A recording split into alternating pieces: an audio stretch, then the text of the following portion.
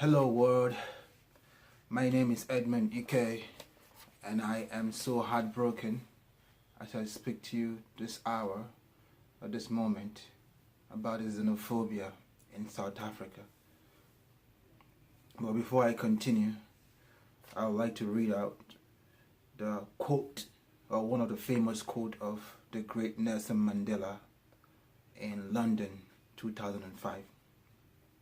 Mandela said, "Never, never, and never again shall it be that this beautiful land will again experience the oppression of one by another and suffer the dignity of being the skunk of this world. The sun shall never set on such glorious a human achievement. Let freedom ring. God bless Africa." Isn't that a beautiful quote? So never shall oppression of one another happen in South Africa. But unfortunately, blacks are killing blacks. Africans are killing their fellow Africans in South Africa. What a sad, sad event. This is not the first time. This is not the second time. Xenophobic attacks have been ongoing in South Africa even since 1994. When 1994 was when Mandela became president after he was released from prison. There was a xenophobic attack in 1994 and 1995, killing about 2 people.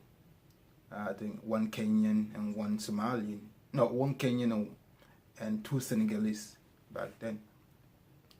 Then, 1998, there was another xenophobic attack, killing about 3 to 4 people, and then drove out a lot of Zimbabweans out of their homes. It was recorded that they drove out and left over 3,000 Zimbabweans displaced because of xenophobic attack by South Africans, attacking their fellow blacks, attacking their fellow black people. That is not the end of xenophobia. As we advance to 2000, year 2000, the millennium, that's another xenophobic attack, killing about 7 people, which include Kenyans, Nigerians, and Angolans. And as we move forward to 2008, there was another period of xenophobic attack in South Africa. I think this is probably the most or the worst recorded death tolls. Some record have 67 deaths, and some record have 56 deaths. So we don't know which is actual number of death tolls, but that is the highest number of death tolls in 1 year, in one period of xenophobic attack in South Africa. I would like to go with a higher number because there may be more than that. So I will go with 67 deaths was recorded on that year, in year 2008. And not just that, it was recorded that over 342 shops were looted in this xenophobic attack. And about 213 shops were burnt down in this same xenophobic attack. And hundreds of people were injured and thousands of people displaced. 2008 was not too long ago. And as we move on, 2009, we thought that is the end of xenophobia in South Africa, but no. 2009, Zimbabwe, or Zimbabweans living in South Africa, was attacked again. They looted their houses and chased them out of their homes, leaving thousands of Zimbabweans displaced out of their homes in South Africa. And we thought that was the end of it. No. It continued 2015. 2013, there was a xenophobic attack. 2015, there was a xenophobic attack. 2016, 2017, there was a xenophobic attack. And now we are in 2019, and there is xenophobic attack ongoing in 2019. Last week, about 6 people have been killed, mostly Nigerians. Don't bear in mind other Nigerians were killed in other xenophobic incidences, but I don't want to keep mentioning Nigeria, but yeah, Nigerians have been killed in large numbers in South Africa. It is sad and heartbreaking. When will Africans love one another? When will Africans embrace one another? Because you're from Africa, because you're from Nigeria, or you're from Angola, or you're from Kenya, or you're from Ghana, or you're from Malawi. Yes, a bunch of Malawians were killed by South African during xenophobic attack. I didn't mention that. So a lot of people have been affected. A lot of Mozambicans have been killed in large numbers in South Africa due to xenophobia. And this really have to end. There have been massive campaigns that was massive marching in downtown Johannesburg. Especially there was one notable one in 2015. People were saying, end xenophobia. They are against xenophobia, campaign against xenophobia. It's been ongoing, but it has not been enough. Why? Some of these issues are political and needs to be addressed. Especially the current one, xenophobic attack that occurred last week, was triggered by a political statement made by the current president. So leaders, president, politicians, whatever party you belong to, you need to be careful of what you say. So recently the president made a comment that many of the foreigners in the country do businesses without licenses, without registration. And most of this South Africans that are jobless, that have no businesses, took that into their head and go out killing their fellow blacks because they are doing businesses in their country. Looting shops, cutting people into pieces. There is horrible videos floating around about a recent incident. People, hands chopped off, legs chopped off, knife daggered into their head, and blood all over the place. It's a gruesome scene that make you sick to your stomach. Enough is enough to xenophobia. This needs to end. It has to end. And it has to end soon. Just a little bit to summarize, I'm going to give you a little bit of South African history so that you understand, for such a people that have gone through so much, and for such a people that have been liberated by so many African countries that have worked so hard to set them free from their oppressors, and they turn around and they are against those African brothers and sisters who have set them free from white oppressors. So South Africa has been a segregated nation right from the start. No?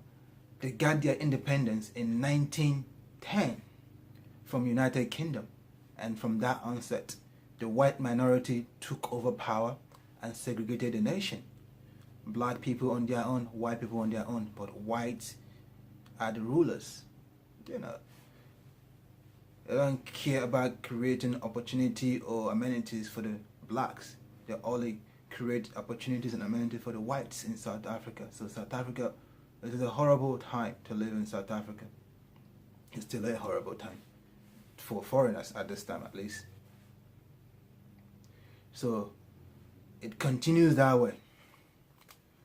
And even in 1913, this segregation become more visible. Everyone can see clearly that South Africa was a segregated country, and the minority white continued to rule South Africa. And guess what? They decided to take it to the extreme in 1948, the white South Africans made it official in what they call apartheid. They made apartheid legislations, laws to make the segregation permanent, outlaw marriage between white and black, sex between white and black. It was like a Jim Crow era of United States history. And that was not too long ago either. So yeah, that was what apartheid law was. It was official, it was made official in 1948, and that continued to suppress and torture blacks in their own homeland. Until the African National Congress rose up in conjunction with the Pan-Africanist Congress. That's ANC and PAC, respectively. They started spearheading the liberation of black folks in South Africa. And nations like Nigeria, my beloved country, jumped in to help. Nelson Mandela became the face of the struggle to freedom of black South Africans. And until he was put in prison in 1963. And that even increased his fame all over the globe, all over the world. Nigeria played a vital role in the liberation of South Africa. And even though Nigerians are suffering right now in the hand of South Africans, Nigeria lobbied very hard to create the United Nations Special Committee against apartheid. And they chaired this committee for 30 years towards the liberation of black South Africans and the abolition of apartheid regime. And they were successful. It's in record. Nigeria contributed an estimated $61 billion towards the effort of fighting the apartheid and to end the apartheid. And we succeeded. In 1993, apartheid came to a halt, or it came to a complete halt in 1994 when Nelson Mandela won the presidency with over 60% of the vote. We hope that this will be a new dawn for South Africa. It was a new dawn for South Africans until the blacks, when they have gained their independence, when they have gained their freedom from their oppressor, now they in turn want to oppress their fellow blacks. So these xenophobic attacks are not just against Nigerians, against Somalians, against Malawians or Zimbabweans or Mozambicans. It's also against or Kenyans. It's also against even South Africans in South Africa from the minority group. The government need to do a better job in creating awareness. If you watch the videos or the comments of people who are xenophobic, their reasoning is so sickening and so skewed. It shows lack of education and lack of awareness. And this is the failure of the government. This is the failure of leadership.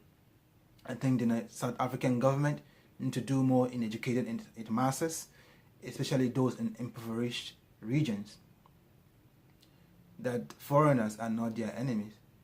And those people, those poor South Africans who have taken it upon themselves to attack their fellow blacks and incur injuries upon their fellow blacks, they need to know better that their fellow blacks, who they call foreigners, are not their enemy.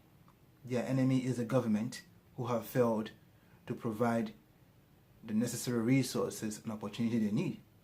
Because these foreigners came with opportunity. They bring businesses to the country.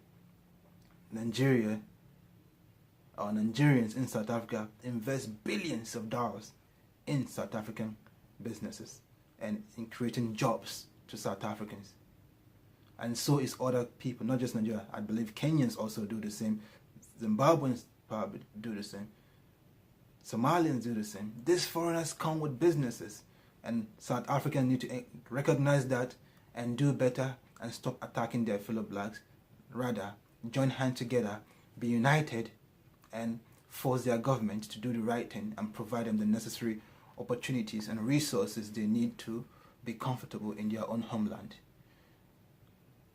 Thank you very much, and thank you for listening to me. Have a wonderful evening, and I hope we end xenophobia in Africa in all its forms, in all its shapes and forms. Thank you.